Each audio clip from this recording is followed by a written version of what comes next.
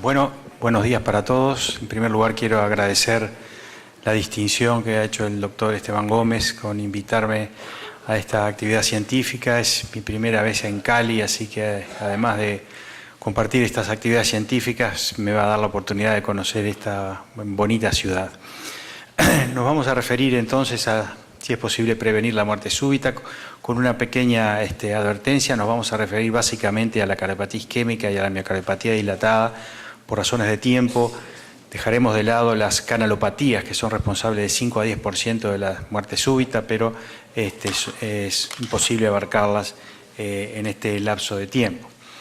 Como ustedes saben, la muerte súbita cardíaca es una de las formas de muerte más común en todo el mundo, realmente en todo el mundo, y la sobrevida es extremadamente baja. Es una patología que tiene alta tasa de recurrencias y que, más allá de que las terapias cardiovasculares han mejorado, la proporción de pacientes con muerte súbita cardíaca que fallecen es cada vez mayor. En mi país, 3.000 a 4.000 personas por año fallecen de muerte súbita cardíaca. Tengan en cuenta que mi país es un pequeño país de 3,5 millones de habitantes. Pero si extrapoláramos estos números a Colombia, estaremos diciendo aproximadamente que 30 a 40.000 colombianos fallecen súbitamente cada año, y esta es sin duda una de las causas de muerte más frecuentes en nuestros países. Y si comparamos la muerte súbita cardíaca con otras patologías que quizá tienen, por decirlo de alguna manera, más prensa, como el SIDA, el cáncer en todas sus etiologías, etcétera, la muerte súbita cardíaca es responsable de más muertes que todas estas otras patologías en su conjunto. Quizá no esté suficientemente jerarquizada ni por los sistemas sanitarios ni por nosotros como médicos. Les quiero mostrar una experiencia que es de Montevideo. Esto es lo que pasa en mi ciudad, en Montevideo, una ciudad de 1,5 millones de habitantes, con la muerte súbita cardíaca. Este es un estudio prospectivo realizado por el doctor Pouso en nuestra ciudad. 500 paros cardíacos fuera del hospital. Se intentó la reanimación en 72%, se obtuvo retorno a circulación espontánea en 49%, ingresaron al hospital el 18%, y se fueron de alta vivos del hospital. Esto no quiere decir que no tengan con o sin secuelas, se fueron de alta del hospital vivos el 4,7%. Esto son cifras que no son particulares de mi país ni de mi ciudad, son números bastante comunes, pero lo que nos tiene que hacer pensar que hay que instrumentar medidas para cambiar esto, que la muerte súbita cardíaca fuera del hospital tiene una altísima mortalidad, 1 de cada 20 van a sobrevivir, y que por lo tanto lo mejor es prevenirla, entre otras cosas. Y para prevenirla tenemos que tratar de identificar en nuestro consultorio, en nuestros hospitales, cada vez que vemos un paciente, aquellos que son de alto riesgo de presentar un episodio de muerte súbita, y son aquellos que tienen una cardiopatía isquémica con un infarto previo, que tienen compromiso de la fracción de eyección, o que tienen una miocardiopatía dilatada con un compromiso de la fracción de eyección e insuficiencia cardíaca congestiva. Esta curva que relaciona la mortalidad con la fracción de eyección la conocen todos, y a pesar de que podemos considerar que la evolución de las terapéuticas cardiovasculares en los últimos años han corrido esta curva un poquito hacia la izquierda, todos vemos que alrededor de una FEBI de 30% y de ahí para abajo se produce un aumento muy significativo en la mortalidad. Y que si a la FEBI baja sumamos otros factores como la presencia de insuficiencia cardíaca clínica, la suma de insuficiencia cardíaca clínica e infarto de miocardio, antecedentes de arritmias ventriculares, etcétera, estos factores de riesgo se van multiplicando, transformando a ese paciente en un paciente de altísimo riesgo de muerte súbita. Aquí, por ejemplo, tenemos en el gráfico de la izquierda la evolución de pacientes con buena función postinfarto, con buena función ventricular, con y sin arritmias ventriculares. Vemos que, si bien hay diferencias para el paciente que tiene más de 10 extrasístoles por hora, no es demasiado significativa, pero en la curva de la derecha, cuando sumamos esa presencia de arritmias ventriculares con compromiso de la función ventricular, vemos que los dos factores seleccionados, sumados, comprometen muchísimo más el pronóstico de este tipo de pacientes. De tal manera que debemos, en estos pacientes, emplear terapéuticas para disminuir el riesgo de muerte súbita de estos pacientes. Y todos sabemos que la optimización del tratamiento de su patología de fondo, en este caso básicamente la cardiopatía isquémica, corrigiendo la isquemia con cirugía, angioplastia o tratamiento farmacológico, estabilización de la placa, estabilización del balance autonómico con las medicaciones que tenemos, mejorar la función de bomba, prevenir la fibrosis, etcétera, son todas medidas que en todo paciente debemos llevar adelante. Pero concretamente en la prevención de arritmias realmente disponemos de tres cosas. Disponemos de los beta bloqueantes, de la amiodarona y del cardiodefibrilador implantable. Y es a ellos a que nos vamos a referir. Esto es un cuadro que resume los estudios con beta bloqueantes en pacientes con un compromiso de la función ventricular. Hay 4 estudios hechos ya hace unos años con un número importante de pacientes, en clase funcional 2 a 4, algunos 3-4, con metoprolol, bucindolol, bisoprolol y carvedilol, miles de pacientes incluidos, y todos estos estudios demostraron que hay una reducción de la mortalidad global con el tratamiento, ¿verdad? Una reducción de la mortalidad global con tratamiento. Esta es la proporción, la siguiente columna muestra la proporción de pacientes con muerte súbita en el grupo control, es decir, en el grupo que no recibía beta bloqueantes. 60%, 45%, 38%, 48%. Sin embargo, en el grupo que recibía beta bloqueantes, grupo tratamiento, también hubo una proporción altísima de pacientes que morían súbitamente, 54%, 44%, 31%, 54%. Es decir, más allá de que el beta bloqueante es muy útil y debe ser utilizado en todos los pacientes que no tengan contraindicaciones con insuficiencia cardíaca, porque disminuye la mortalidad global, no disminuyen significativamente la incidencia de muerte súbita. La amiodarona es el siguiente recurso. Aquí tenemos 3 estudios, estudio europeo y estudio canadiense de pacientes postinfarto con factores de riesgo. No diferencia entre placebo y uso de amiodarona. Y el tercer estudio de pacientes con insuficiencia cardíaca, FEBI media de 25% y taquicardia ventricular no sostenida, no diferencia significativa en la prevención de muerte súbita con el uso de amiodarona. Hay un metaanálisis de amiodarona en todas las patologías y como ustedes ven en la primera tabla de la izquierda arriba, en poblaciones postinfarto, poblaciones con disfunción ventricular o postparo cardíaco, si bien existe una tendencia a que la amiodarona mejore la evolución de estos pacientes, no es significativa en ninguna de ellas. Nos queda entonces el cardiodefibrilador, que ha demostrado en varios ensayos de prevención primaria en pacientes postinfarto con compromiso de la función ventricular, y aquí están los 3 más importantes, su utilidad en la prevención de la muerte súbita en este grupo de pacientes con cardiopatía isquémica y de alto riesgo. El estudio MADIT, el estudio MAST y el estudio MADIT-2 demostraron, son estudios diferentes con diferentes poblaciones, pero enfocados en pacientes postinfarto de alto riesgo, y demostraron el MADIT-1, 54% de reducción con el uso del cardiodefibrilador, en el MAST 55 a 60% y 30% de reducción en el MADIT-2, estudio al cual nos vamos a referir un poco más en profundidad a continuación. Y hay, además del estudio MADIT-2, queremos referirnos al estudio muerte súbita en insuficiencia cardíaca, que abarca pacientes con cardiopatía isquémica y con miocardiopatía dilatada, que también creemos que es una información importante a tener en cuenta cuando manejamos estos pacientes. Como decíamos, el estudio MADIT-2 representa un grupo extremadamente amplio de pacientes pasibles de ser sometidos a terapia con cardiodefibrilador implantable, porque reclutó pacientes con infarto de miocardio previo, es decir, 4 semanas después del infarto, y que tenían una FEBI de 30%, es decir, utilizó como discriminador de riesgo simplemente el hecho de una FEBI de 30%, menor del 30%.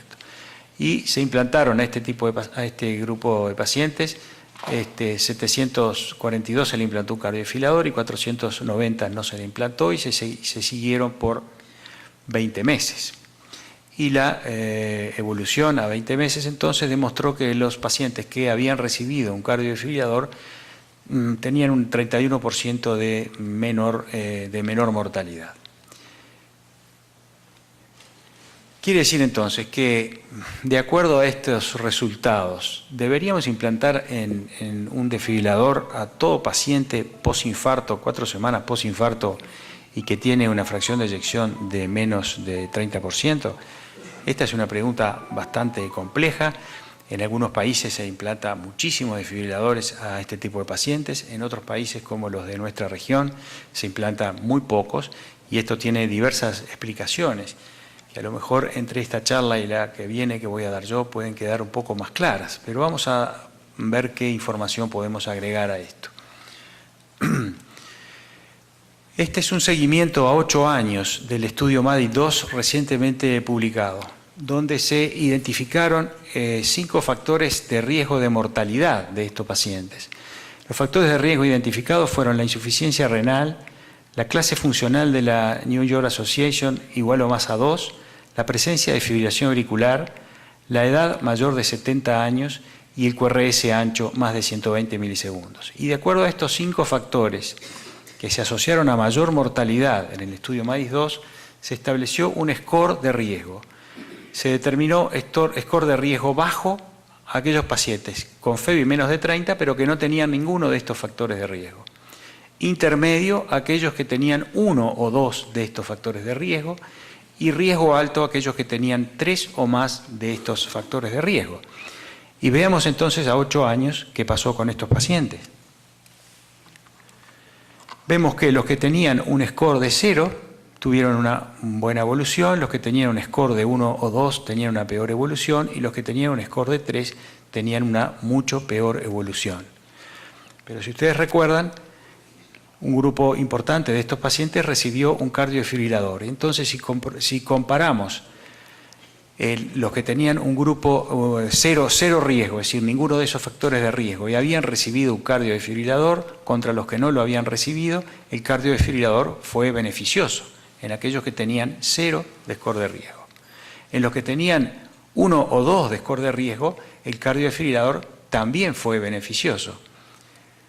Sin embargo, en los que tenían score de riesgo 3 o más, no hubo diferencia en el uso del desfibrilador en estos pacientes. Es decir, eran pacientes que por comorbilidades tenían tanta patología que tenían una altísima mortalidad, y ni aún el cardiodefibrilador, que va a prevenir exclusivamente la muerte arrítmica, podía beneficiarlos.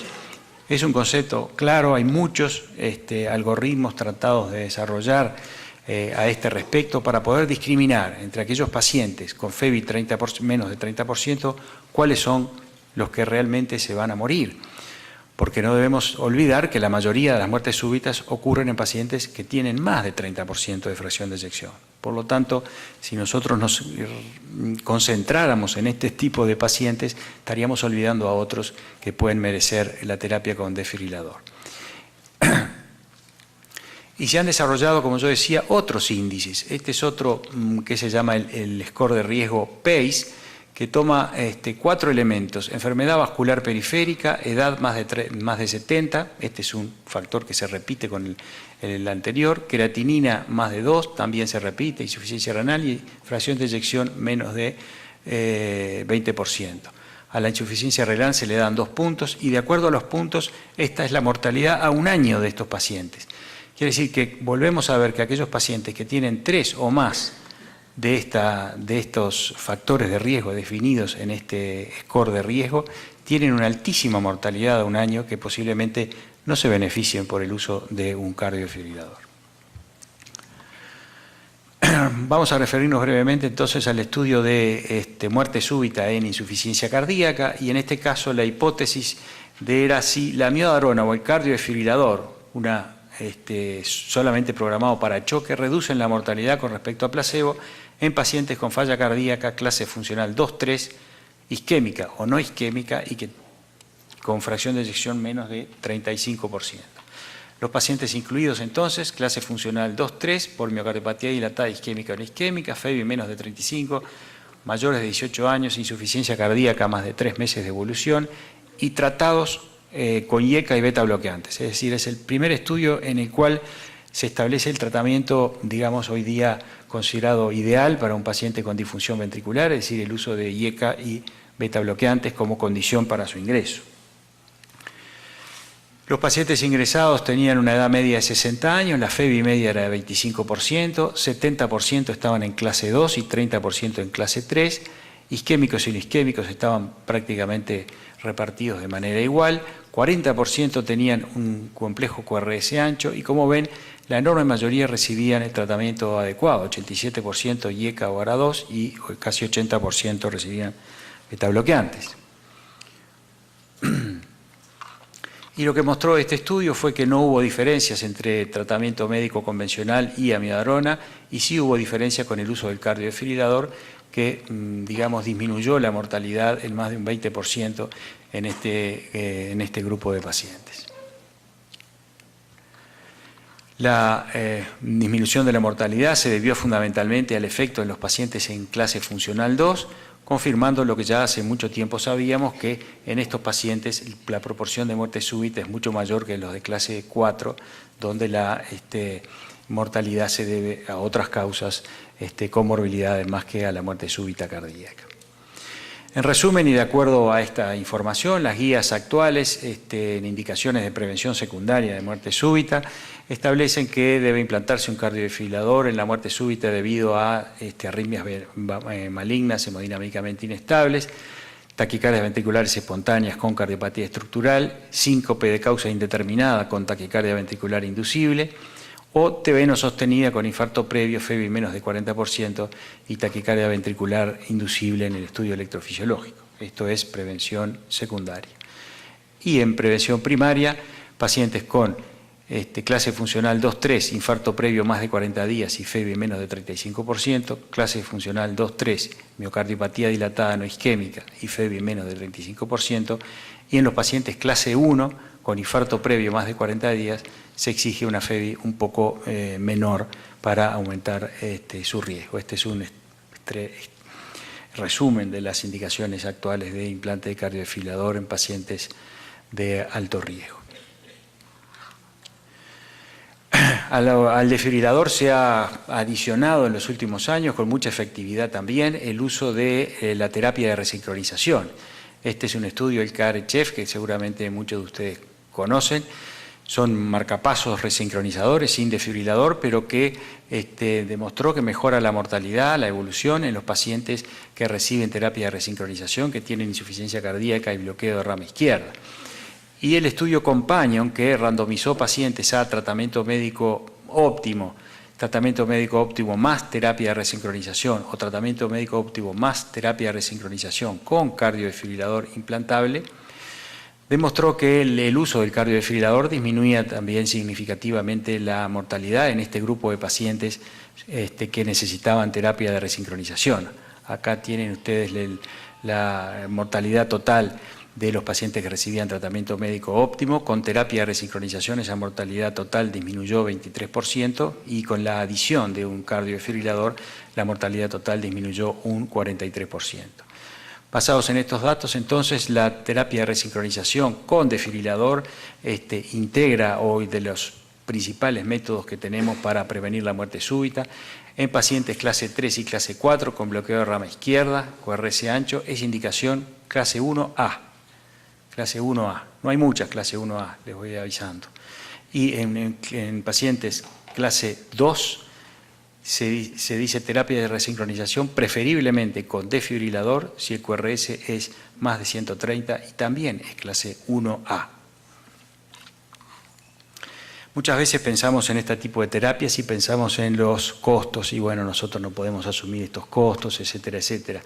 Estos son los gastos de Estados Unidos en salud en billones de dólares y acá está comparado lo que se gasta, esto tiene unos pocos años, lo que se gasta en cardiodefibrilador, en marcapasos, en cirugía cardíaca, en angioplastia y en otras cosas. Y quiero recalcar la última barra que dice administración del sistema sanitario. Como ven, es cientos de veces mayor que lo que se gasta en las terapias, o sea que la burocracia, aún en los países que nos parece que no tiene burocracia, se lleva la mayor parte del gasto en salud, algo que también en nuestros países, donde quizá la burocracia sea quizá un poquitito mayor, debe ser tenido en cuenta. Para terminar entonces, recordar un aforismo del siglo V a.C. de Hipócrates, La vida es breve, la ciencia extensa, la ocasión fugaz, la experiencia insegura, el juicio difícil. Es preciso no solo disponerse a hacer lo debido uno mismo, sino además que colaboren el enfermo, los que lo asisten y las circunstancias externas. Muchas gracias.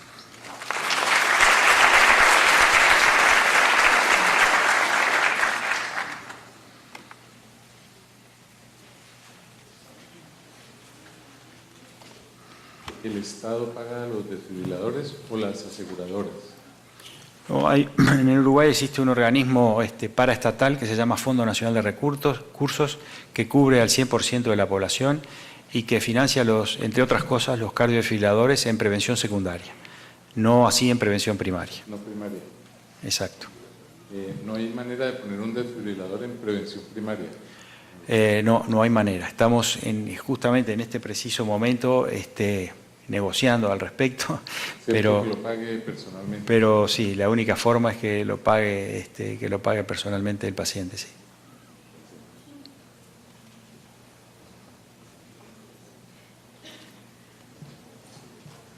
Gracias, doctor. Gracias a ustedes.